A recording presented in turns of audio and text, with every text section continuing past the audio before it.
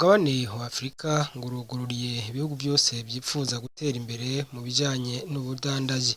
Hambere Uburundi bwobwo ngo buza bwaramaze no gusinya amasezerano yo kwinjira mu isoko rusangi rya Afrika ZLECAf mu camake y'igifaransa. None Burundi bwiteze iki mu bijanye n'ubutunzi? Mu nama ishirahamwe CDE yagiranye n'amenyeshamakuru, Salomon Nsabimana umuhinga yatanze icigwa aha yabiciye hirya no hino. Bisanzwe ico tuvuga akarusho turiko tukivuga mu bivyerekeye yinjira ry'Uburundi canke ry'ibihugu mu rwego gukugurura urudandazo muri Afrika. Ikintu igihugu Uburundi canke ikindi gihugu kirindiriye no kugira ngo urudandazo rwaco mu bihugu vya Afrika bitera imbere. Nico igihugu cyacu cose ico kirindiriye kwinjira mw'ubwo kugo rugero rw'uko ibihugu byo muri Afrika byugurura imbibe ku rudandazwa. Igihugu cose kirindiriye yuko ibyo gishora n'ibyo kigura muri Afrika vyokuyongera. Iyo niyo nyishu yambe ni nayo muri rusange turindiriye iki? Nuko ibyo twugura muri Afrika canke ibyo dushora muri Afrika vyiyongera. Kubera iki? Intambamyi nyinshi zatuma udashora mu gihugu canke kikiriya zizovaho. Bavuga suppression progressive des barrières au commerce. Mbaye yuko bimaze kuja mu ngiro neza, ibihugu bizoronka akarusho mu kudandaza vyoroshe muri Afrika no kugura vyoroshe muri Afrika. Mugabo nk'uko bitwaragiye turabivuga, ibyo bishoboka ryari? Ibyo bishoboka ryari? Ibihugu bizoronka igihugu kanaka kizoronka akarusho kubera uko kugurura urudandazo muri Afrika ryari? Bizova kuki? Biva ku by'ico gihugu cimbura kikongera kigashora muri Afrika. Biva ku by'ico gihugu gikeneye kigurira muri Afrika. Ivyo bituma mwabonye mu byo nerekana ibiharuro byerekeye urudandazo rw'igihugu mu byerekeye iby'ico gihugu gishora hanze n'ibyo igihugu kigurira hanze. Tunone ku Burundi, turavye Burundi ibiharuro birerekana neza yuko ahanini ibyo twimbura dushora hanze bija mu bihugu biri ku bindi bihugu atari byo muri Afrika. Nivyo hari ibice bishika 30 za muri Afrika. Ibyo tugura hanze hariho byinshi biva mu bihugu bitari kubwi muri Afrika. Rero umuntu aca yibaza ati none Uburundi ico bwo kwitega kwinjira muri iryo soko rusange rya Afrika ni icahe cova kuki? Niho rero haca haza ico Burundi bwoziga nuko ibyo bushora muri Afrika vyogwira, nivyo bugura muri Afrika vyogwira, kubera inzitizi canke intambamyi zabuza gushora mu gihugu canke kugura mu gihugu bizogabana. Mugabo ibyo bishoboka ryari? Ku byerekeye gushora hanze, mu gihe ibyo dushora hanini ari ikawa, icayi, kumbure ubutare bishoboka mu bihugu biri hanze ya Afrika. Kugira ibyo bishoboke nuko turaba ni ibyahe bidandazo dushobora gushora muri Afrika, hanyuma Uburundi bukabigwiza umwimbu. So kuvuga yuko kwinjira muri iyo soko rusange ya Afrika biza ari gitangaza, oya, ahubwo no kubyitegurira. Uti none ibyo tugura nabyo muri Afrika, kugira ngo dushobore kuronka akarusho kubera iryo soko rusange rya Afrika, nuko mu byo sanzwe tugura hanze dushobora kubona yuko mu bihugu biri hanze ya Afrika dushobora kubona yuko twobigura mu gihugu iki canke kiriya ca Afrika. Akarusho tworonka nuko kumbure ico twari kugura muri Pakistan canke muri Turkiya dushobora kugura muri Kenya canke muri Nigeria canke muri gihugu cyo muri Afrika canke muri Egypt, kumbure coza kizimbutse. Nuko rero niho nibaza yuko rero mwebwe abamenyesha makuru bafise uruhara runini gukumva no kumvisha yuko kugira Burundi buzogire akarusho muri soko rusange ari uko abanyamitahe abasanzwe bagira urudandazwa bitegura bakumva ibibarindiriye byo bazokunguka byashobora gukora. Ico novuga ubwa mbere nk'abamenyesha makuru nuko hariho igitabo cy'igihugu strategie nationale.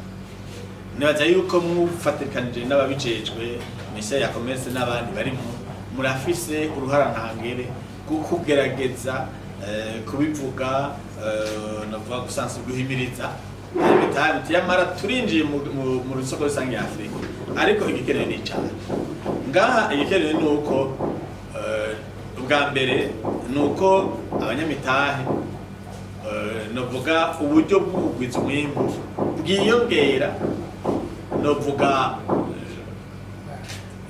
muri quantité mu mwimbu nyine ubwawo n'akanovera kawo rakariti, kuko nk'abahingura Burundi turabaye ko dufise ivyamwa bifise akanovera ntage bose baravyemera.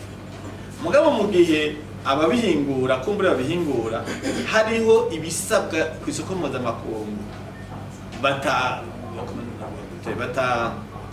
batakurikiza respect des normes et des standards internationaux. Ejo nibugurura ashaka kuza umunyamahanga adafise ubuhinga bwo rwego hejuru, adafise uburyo kumusombya adoshobora kumbure gushika ahingura wabona agasanga ishamwe ry'ibiragiye. Ico ni cambere cerekeye abaguzi atonga wenyine, nukuvuga nuko byitegurira kwinjira mu soko ukamenya yuko ari higanwa. Nivyo kw'iryo soko rusange iratuma turonka aho tudandaza naho tugura, mugabo tuzoronka aho tudandaza naho tugura mu gihe ivyo tudandaza bishobora guhiganwa n'ivyahandi. Ikindi ca kabiri nuko nkuko bagera bibaza, ica kabiri gikomeye ni cerekeye ku rwego rwa leta. Rwa leta nuko ibandanya mwo twavyerekanye igira imigambi ituma abanyamitahe boroherwa, icyo twita la facilitation des échanges. Ivyo navyo biva kuvyerekeye itunganywa ry'amategeko n'itunganywa ry'inzego zibijejwe ku buryo abanyamitahe cyangwa abaguzi atunga boroherwa gusumba mu vyerekeye impapuro basaba, mu vyerekeye novuga impusha zimwe mu vyerekeye umwanya bamara, kuko ukumudandaza umwanya umara kurarondera impapuro ni ikibazo gikomeye. Nicyo bituma mbona ibi biriko biraza abantu baguma bavuga kandi adatwaje journaliste mu ruhara ntangere nguko aho uko umuntu agenda kumara umwanya muri administration yagiye kurondera urupapuro rumwe yo kwandika ubutarafise ubuhinga buteye imbere, umuntu akandika urupapuro akeneye akandika agasanga ruriho canke bakamurumukira. Ibi bavuga demande de service ariye icyo kiri mu byerekera facilitation des échanges kugira abagwiza atunga boroherwe bakoresha umwanya muto n'uburyo buke duhigana.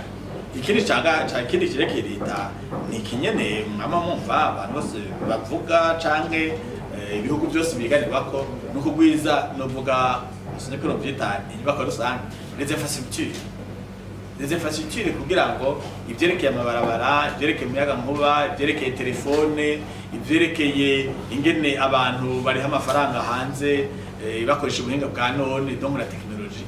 Ivyo nivyo bituma igihugu gihagarara neza ugekiyanje n'ibindi bihugu mbere igashobora guhigana.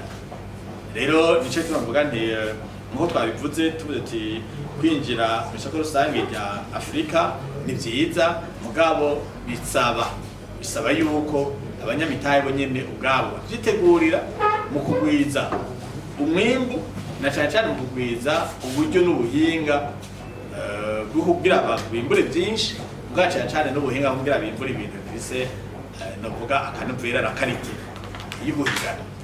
Kabiri ni ico cuko ivyerekeye leta bijanye n'itunganywa ry'amategeko, itunganywa ry'inzego zibijejwe, korosha kuronka ibyangombwa ku bagwiza atunga no kwerekana no kugira les infrastructures zikenewe, zaba izuguruka les infrastructures de transport cyane ibi byerekeye kuri hadukoresheje uburyo bwa none byose bijamo les infrastructures ya telefone n'ibindi. Aimable Manirakiza mukuru w'ishirahamwe CDE nawe yashikirije icyo Burundi burorereye n'inyungu mu kwinjira muri uyo muryango. Muri yinjira ry'u Burundi muri ZRCAF zizofasha cyane mu bijanye no gutanga akazi, akazi kazoboneka gute canke ubushomeri buzogabana gute mu gihugu cy'u Burundi. Nuko iyo abantu bahanahanye bidana canke iyo abantu buguruye imbibe zabo kugira ngo abandi binjire canke abandi basohoke, hari abantu binjira nk'akarorero mu gihugu cy'u Burundi. Iyo binjiye nta kirundi bazi, iyo binjiye nta nzu bazana, baza kugira ngo bakorere mu gihugu cy'u Burundi, kugira ngo abantu bakorera barondera amazu y'abarundi kugira ngo bayakorere, barondera abarundi n'abarundi kazi kugira ngo bafashe gutahura icyo abarundi n'abarundi kazi bakeneye kumenya mu bijanye byo kubadandaza. Hambavu y'ivyo iyo baje baza bafise ubundi buhinga kumbura abantu tudafise uno munsi. Hari ubuhinga rero buheza bukaboneka. Ikindi naco nuko iyo baje bazana kumbure ibindi dufise hano ariko tutabifise ku murindi twifuza, abarundi twifuza. Ivyo navyo birafasha mu kuduza umwimbu kuri vya bindi dasanzwe dufise. Navuga nk'isukari nk'akarorero, haje nk'abandi agira bati turazanye igiterwa ico gufasha mu gisata c'isukari, biratuma isukari iboneka ku bwinshi. Hambavu y'ivyo murazi neza yuko abarundi dufise amikoro make, rero turakeneye ivyo vyose twifuza turondera ku munsi tubironke ku giciro gitoya. Iyo haje rero abantu bitandukanye mu bisata bitandukanye n'ubuhinga butandukanye, birafasha yuko vya bindi tora turondera ku munsi tubironka ku giciro gitoya, kuko ba bantu baza barondera yuko ibintu bahingura biba konsome n'abo bantu basaze muri ico gihugu.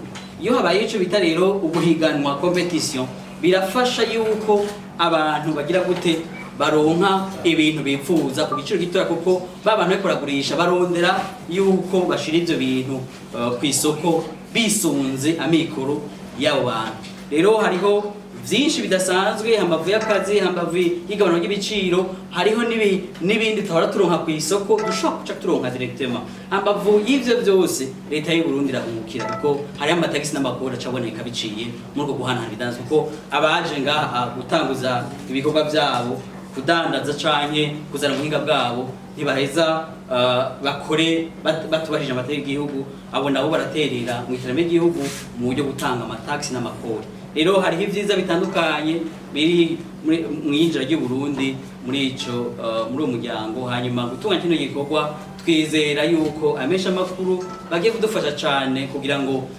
berekane ineza y'u Burundi mu kwinjira muri uno muryango, ariko kandi kumvisha abarundi yuko nta kintu na kimwe kibi kiri mu yinjira ry'u Burundi muri uyu muryango.